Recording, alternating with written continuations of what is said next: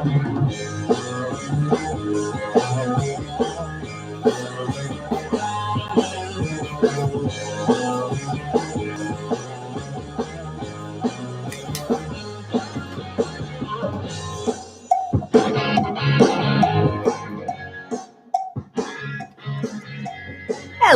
everybody. Welcome to Liz Live Monday. Never been live on YouTube. Didn't know I could go live on YouTube, so bear with me. I usually have a vodcast on Facebook and Instagram 2 to 3 days a week. I'm a marriage and family therapist, and I talk all about marriage and family therapy and different mental health topics and issues for free to the public, so that hopefully I can help you in your life and I can help you make the changes in your life that you want to.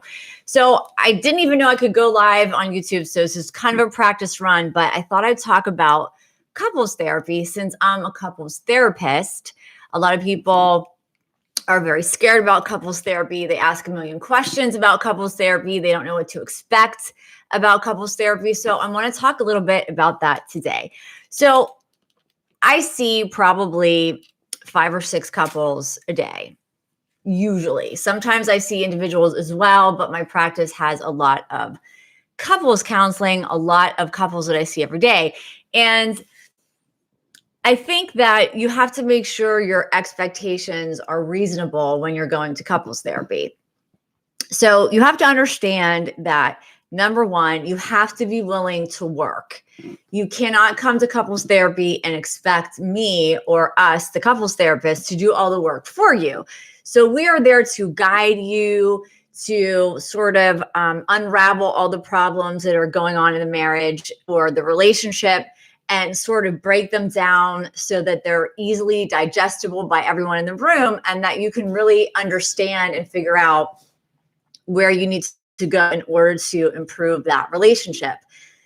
But sadly, we cannot save every relationship as couples therapists, and we cannot actually do the work for you. So I think there's a big misconception that couples think they're going to come in, they're going to pay me money, and their relationship is going to magically improve and get better, which I suppose could happen, but it is a joint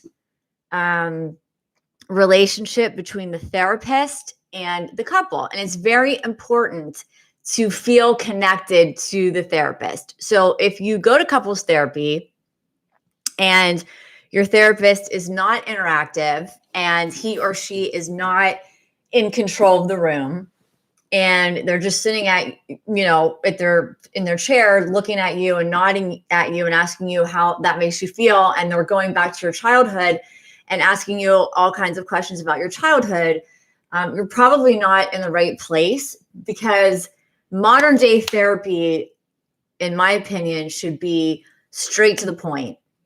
No wasting time about what happened when you were 3 or 4 years old. I'm not saying that those things aren't important, and they may be applicable to couples therapy at some point. But when you first go to couples therapy, you're desperate. Your marriage or your relationship is on the edge. You feel sad, you feel disconnected, you feel confused, you feel unloved, you're ready to give up and walk out the door. And instead of going to a lawyer, you're going to us, to a therapist. So it's a very scary time, and it's so difficult to get both people to actually agree to attend therapy that the last thing you're going to want is to walk into a couples counseling session and be asked, what was your favorite ice cream when you were 5, and what does that mean? Or, did your mother yell at you when you were 6 and make you feel abandoned? Because, that happens probably to all of us. And again, not saying that those childhood experiences aren't important and that they don't shape the way we see the world and the way we see ourselves and the way we may interact with somebody. But when you're that uncomfortable that you're going to a therapist, a stranger, to talk about your relationship, you want to get into the thick of things right away. So all of my sessions are my first couple sessions. The first time you see me as a couple, you'll get 2 full hours.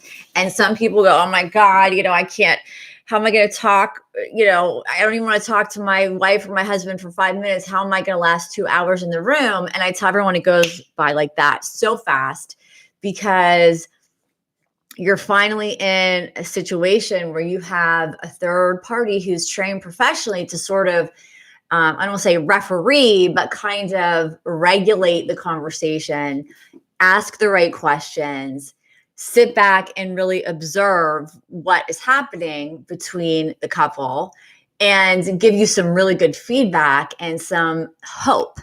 And I think if I get all my couples to walk out with a little bit of hope, then I've done a good job. And a lot of times people ask me, well, how long do I have to go to couples therapy? What kind of investment do I have to put into it? And again, a very common question, very difficult to answer. I could give you an average, and I could say that most couples, if they come every other week, let's say for 3 months, I think that should do the trick. With me anyway. I can't speak for other therapists, but I work very quickly. I work very deeply. I have extended long sessions. And so my couples do well. It's a very rare occasion that I just can't work with a couple, but it does happen. A lot of times couples, get mad at me for whatever reason, because maybe I'm saying something they don't want to hear. But by and large, 98% of all couples do very well in my practice, but they work hard. And not only do they work hard, they also pay for it. I don't take insurance. So, people who come to me for therapy are paying for it, which I personally think is a benefit, because you want to do well. You take it seriously because you're paying your good hard-earned money for it. And I don't really have any clients to just blow off therapy, because they're all paying for it and they want it. So you have to know going into couples therapy that it is going to be an investment of both time and a little bit of money. It's not so much money considering what you get in return. I mean, how do you put a price on saving your marriage or your relationship? It's like saving your life. So you can't really put a price on it, but it's going to cost you, probably a couple $1,000. However you flip it, it's going to be somewhere in that range for a few months of therapy. And, but I can guarantee you, if the therapy is good and it works, it's, worth the money for sure. So preparing the investment time.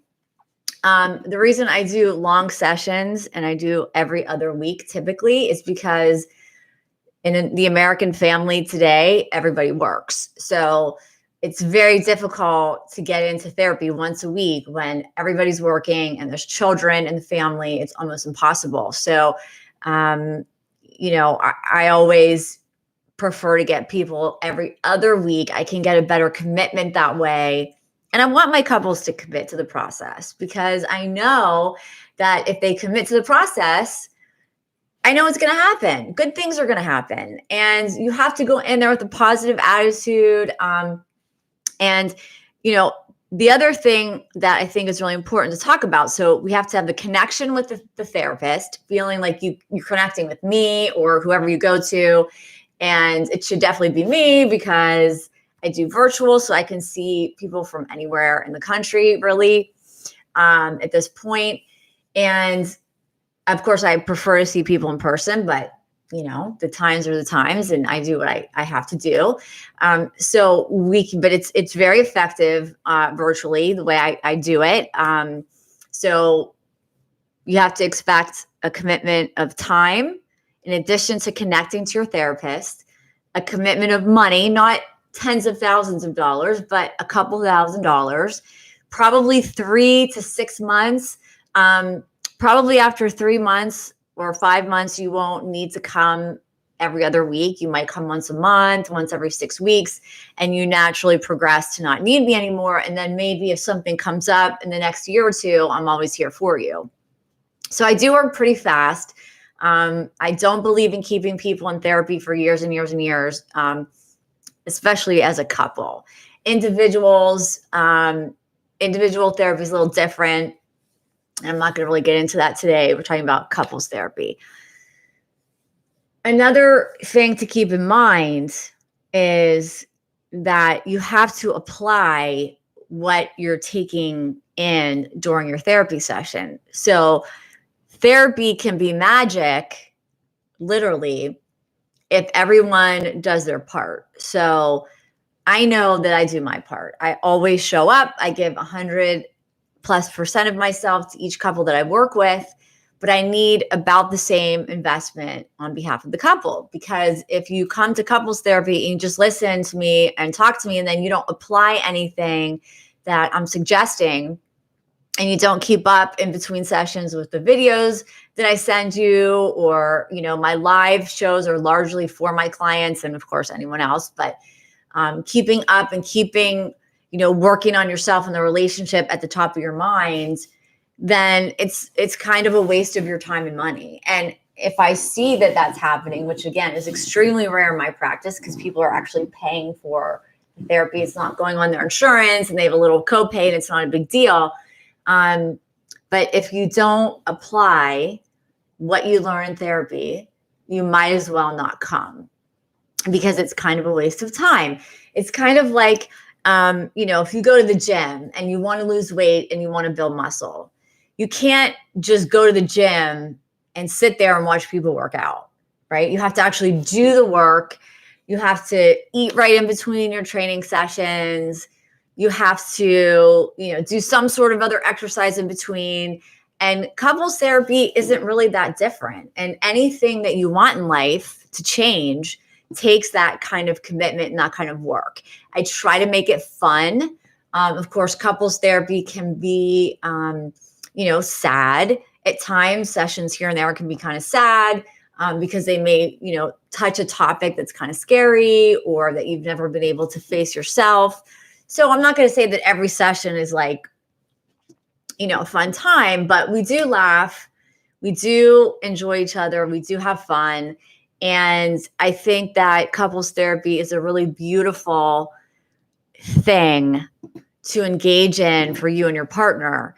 And I wish it was called couples therapy and not marriage and family, because the actual license that I carry is marriage and family therapy in the state of Florida, but they don't call it couples therapy. And so many people don't get married today.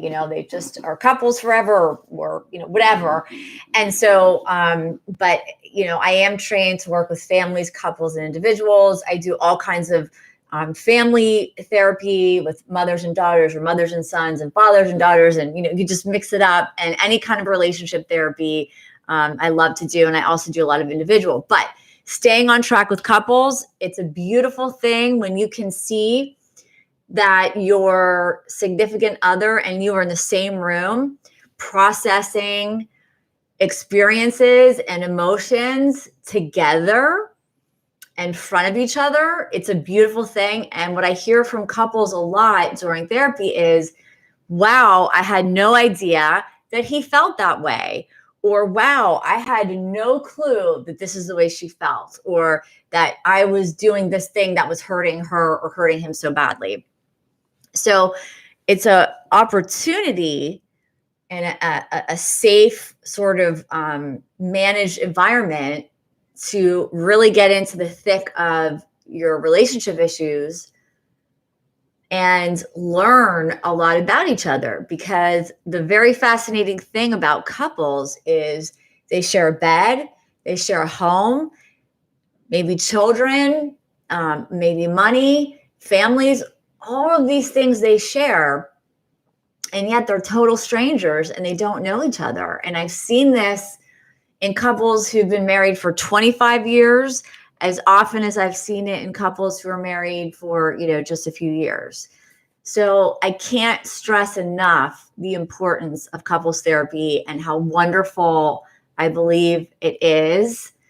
What a wonderful experience it is. And I really don't think anything bad can come out of it if you go to a good person, because the worst thing that's going to happen is that you're going to maybe, unfortunately, find out that you just aren't suited for each other anymore. And of course, I never want that to happen because I really want my couples to stay together.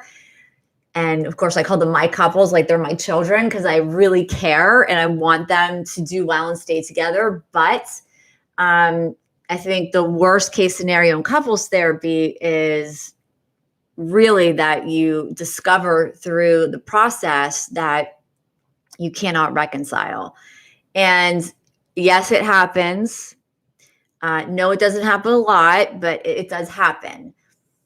So I guess, we all have to sort of be prepared that that's a possibility, but it's not something that we want to focus on. We just, we want to focus on doing well, hearing each other out, and learning how to be a couple that's thriving, not just surviving. So that's what I have to say today on my very first YouTube Live. This was exciting. I think I had one viewer. Hi, viewer. Nobody knows that I'm even here, but hopefully, just keep at it and all the time and every day. And this was a Liz Live short on couples therapy, what you need to know about couples therapy. And if you want to find a couples therapist and you don't want to call me, or you don't feel like I'd be the right fit or whatever, that's okay. You can go to the website for the American Association of Marriage and Family Therapy. And you can search on that website, all of us, and in your state, and you can give us all different, calls and emails and see, who you can get in touch with and who you want to try in your area. And see what happens. And don't be discouraged if you go to one couples therapist and it doesn't work. Don't give up on the process, because I've had many couples come to me who are on their third couples therapist, and then they finally find me and they stick around. But sometimes the process of finding that right person is difficult, and I do have some videos on my channel talking about that. So please subscribe. Hit that subscribe button and follow me on Facebook. It's called, my company is Actuation Counseling, Making Change Happen, because that's what I do. I make change happen with you when you are my client. So please share this video, subscribe, share it with your friends and your family and everybody. And don't be shy to reach out and give me a call if you have any questions or you want more information on couples therapy and what you need to know. Have a great day, everyone, and I'll see you back on my next Liz Live Short.